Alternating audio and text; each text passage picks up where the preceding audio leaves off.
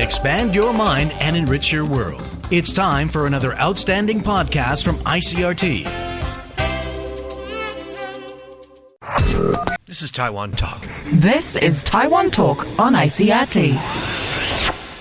With last week's closing of Tainan military prison and the transfer of all inmates to civilian facilities, Taiwan has virtually ended its military court system. The reform was prompted by public outcry last July following the death of Army Corporal Hung Chung-chio, who died after being punished for misconduct. The corporal's death sparked massive protests and allegations of abuse of power in the military chain of command. The legislative reforms that followed now place all military servicemen in Taiwan under the authority of the civilian justice system during peacetime. Director of the Taiwan section of Amnesty International, Tedards, was nice enough to sit down with me at the group's offices in Taipei to talk about the historic prison closure and what issues still remain in Taiwan's human rights practices. Tedards, thanks for joining us. Well, thank you, Keith. I'm glad to be here. First, could you explain a little bit about what is being dismantled and how new cases will be handled? Well, first of all, I should say that it's not just the prisons, but you mentioned the whole judicial system. There was a parallel system of courts and prosecutors and criminal detention centers as well as prisons. So if you were a suspect in the military, you got arrested by the military police, you went to the military detention center, you were indicted by the military prosecutor, your case was heard by a military judge, if you appealed it to a higher military court, and then after you were sentenced, you were put in a military prison. There's a total system. All of these institutions, well, not the military police, but all these other institutions are now disbanded. The personnel have been transferred to other positions, and even the facilities are being recycled for other uses. And we think this is a positive step because the fact is that the military court system in Taiwan has notably failed to deliver effective justice. And even though we still have concerns and issues with the civilian system, it should be a substantial improvement over the military system. In particular, they won't have the problem which has plagued the military system of deference to higher rank. You know, if a top commander wishes to see somebody indicted, they probably got indicted under the old system. And now the civilian prosecutors won't have that sense of obligation or whatever deference to some commander. You know, they could just make their own decision more independently. So Amnesty International has also said that there are potential issues in the implementation of these reforms, and I want to get to that in a second. But first, I'm hoping that you can explain why, in your view, this is a historic step for Taiwan since the ending of martial law. Yes, this reform can actually be thought of as the final end of martial law, the last vestiges of the martial law apparatus, because in the martial law period, the military courts were the main instrument of political repression and repression against dissident voices in Taiwan. Most of the prisoners of conscience that Amnesty worked on, that people were concerned about in the martial law period, had been tried and sentenced by military courts. And these weren't just service people that were right, being... Exactly. They were usually not. I mean, the definition of martial law is that the court-martial system would have jurisdiction over non-soldiers, over civilians. So that was the case in Taiwan. They had widespread jurisdiction. And at the end of martial law technically means the end of that jurisdiction. It didn't mean that all the human rights problems in Taiwan were solved, but it meant that this particular type of problem was solved. But those courts were still there. The people who committed those abuses were still in office. And they continue to have jurisdiction over servicemen, and there are a lot of servicemen in Taiwan. So there continue to be abuses after that period within the military because of this unreformed system.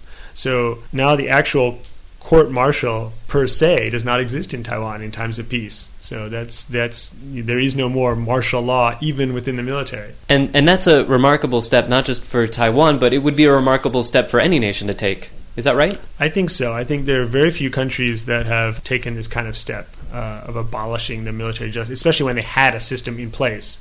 Very few countries would abolish it. And so I think in this case, we hope that if Taiwan can implement this properly, and it is, in hindsight, is seen to be a successful reform, that it may encourage other countries to take this kind of step as well. What are some of the barriers to implementation does Amnesty see? Are we on the path to prevent the kind of abuses that we saw last July in terms of lack of accountability and abuses in the chain of command? two areas that we mentioned in our statement about the implementation. One is that the civilian agencies, the prosecutors and the courts, need to make sure they have adequate training and understanding of military laws and resources to carry out investigations.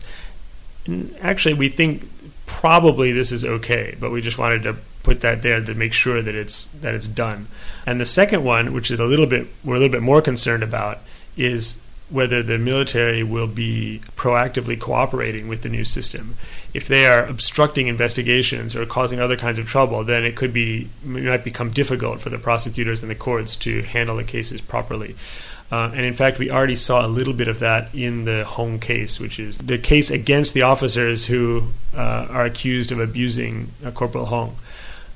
Is underway in the Taiwan court, and there's been some problems with the transferring of the evidence files from the military prosecutors to the court.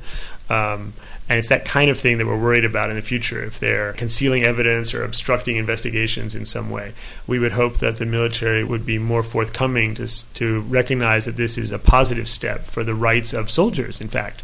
And they should be more open to this, and hopefully they cooperate smoothly with civilian law enforcement. Now, as you say, the military court system in Taiwan does have a very long history, and I wanted to take this as an opportunity to reflect a little bit on the role that Amnesty International and other human rights organizations in Taiwan played while that court system was still very much in power. So can you talk a little bit about the sorts of issues that arose in Taiwan before the end of martial law and how organizations like Amnesty International addressed those issues? Yes, in the martial law area, as I touched on a bit earlier, there were widespread violations of human rights, and in many cases involving the court-martial system. So I would say there's two problems. One is that people were being prosecuted for things which shouldn't have been crimes in the first place, for freedom of speech issues, for having a different political stance from the ruling party. And second, they were getting unfair trials as well. A lot of the trials were very quick, kind of railroading people through. Amnesty sent on several occasions people to observe the trials here, and we tried to collect information on the way the trials were happening, frequently criticizing these things. But the main focus was on trying to free these people who shouldn't have been imprisoned in the first place, so prisoners of conscience in Taiwan. And we spent a lot of time working on that from overseas. We couldn't openly operate in Taiwan in those days, but we had our network overseas of members and our offices and our researchers in other countries collecting the data and information about Taiwan and issuing public appeals, writing letters to the government, and trying to call for these reforms. But the real reforms came finally when the Taiwanese civil society itself became more active. Especially in the 80s, the social movements became very active, labor movements, women's movements, environmental movements, and so forth. And they started really pushing for a more open society and pushing back against the authoritarian regime. And finally, then we had the lifting of martial law, and then after that, a whole series of reforms, kind of a really extended process in Taiwan, quite different than, in Eastern Europe, when the wall fell and everything changed overnight. In Taiwan, it was more, they lifted martial law 1 year, then they lifted the restriction on newspapers, and then later they lifted freedom of speech, and later they reformed the constitution. Just sort of, it was more like piece by piece set of reforms, which some people would say is still ongoing, even though major progress has been made. There are still areas that haven't been reformed properly. So those are the things, the current issues that we work on now. Well, let's talk about that process just for a second, because obviously Taiwan has made a lot of progress. In 2013, Freedom House, an organization that rates countries around the world on their human rights practices, rated Taiwan as a free country, essentially saying that Taiwan has a relatively good track record on human rights at this time. So you already touched on this a little bit, but how has Taiwan achieved that process in the 2.5 decades since the end of martial law? Well, it's really been a collective effort of so many Taiwanese people, from the political side, people who are members of parliament, or from some of the political parties, but especially from the social movements, which then became the civil society that we have now in Taiwan. People have been using their new freedoms to speak out for their own rights, but also for the rights of others. And that's been the main sort of driving impetus behind all these reforms over the years. And as you say, a lot of progress has been made. But now we think, we shouldn't continue to say, well, since we're so much better than in the past, or that we're so much better than North Korea, so therefore we should just be happy. Because I think Taiwan is a relatively wealthy society. We should be comparing ourselves to Europe or North America and these kind of more advanced countries, human rights standards. So in that case, in that point of view, we still have quite a bit of work to do.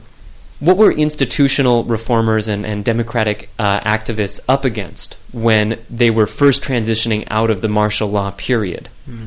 When Taiwan emerged from martial law, so much of the cultural infrastructure, in a way, meant psychological infrastructure had to be built from scratch.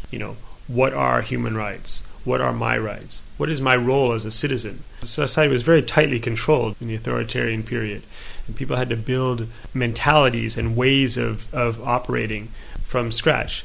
And in many institutional settings, it just can't be done overnight. It takes a long time. And a prime example is the judicial system, either civilian or military. It takes ages to reform the traditional practices of courts and these institutions. Just so the personnel is still in place. Sometimes you have to wait for them to retire. Sometimes they can't be fired or reshuffled. Sometimes you can change a law and that will help, but sometimes it's more of a practice or an implementation issue, and it takes longer. It takes a institutional cultural change. And that's one of the reasons that this has been a really long transition. Yes, that's one of the things that has been quite drawn out in Taiwan over the time. In general, we think the direction is positive, but it's taking. We would like it to move along a little faster. Yeah. So what are some of the advances that Amnesty International would still like to see? What are some of the issues that your organization and other NGOs are working on right now? Amnesty is one of the founders of a coalition of NGOs that is working to really try to bring Taiwan up to the level of international standards in what we call the core United Nations human rights instruments. There's a set of treaties, of UN treaties, which are internationally considered the core standards for human rights. And Taiwan has now ratified 4 of them, but there are still several more to go. And we've been working to see that the ones that have already been ratified are implemented properly. And in many cases, we found there are gaps where people thought that particular right was more or less okay in Taiwan. But when you dig a little bit deeper, you find that there are issues. So we found quite a few gaps. And right now we are working to try to fill those gaps with a series of institutional reforms across the spectrum in Taiwan. One of those treaties that you're lobbying for Taiwan to sign is the United Nations Convention Against Torture. Yeah. What are some of the issues still ongoing in Taiwan that convention would cover?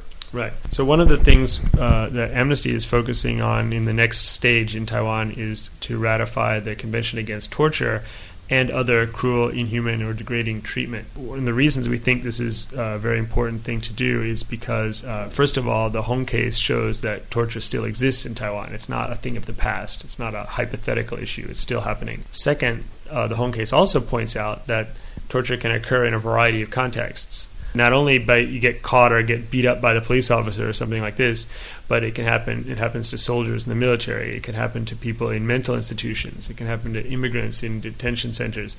And each of these different institutions has different standards. I won't say that none of them are trying to do anything about it, but they all have different standards and they have different ways of going about it, and we can see that there are lots of gaps. So we think that the ratification of the torture would force all agencies of the government up to one high standard. And in addition, it would enable a kind of international scrutiny, which is what we tried to do with the previous covenants that were already ratified. So we think we can get some international scrutiny on that, and we think we can help a lot of people avoid torture or inhuman treatment by ratifying the convention. Anything else that you'd like to say about Amnesty International's work in Taiwan and issues that you guys are following currently? Well, one thing I would like to say is that actually a lot of what we do on a day-to-day basis is to try to encourage Taiwanese people to pay more attention to human rights globally. We think a lot of Taiwanese people would like to be global citizens or think of themselves as global citizens. In that case, you should care about global issues. So we actually work in partnership with local NGOs on the local issues. But we also, what we like to do is let people join a global community of human rights activists.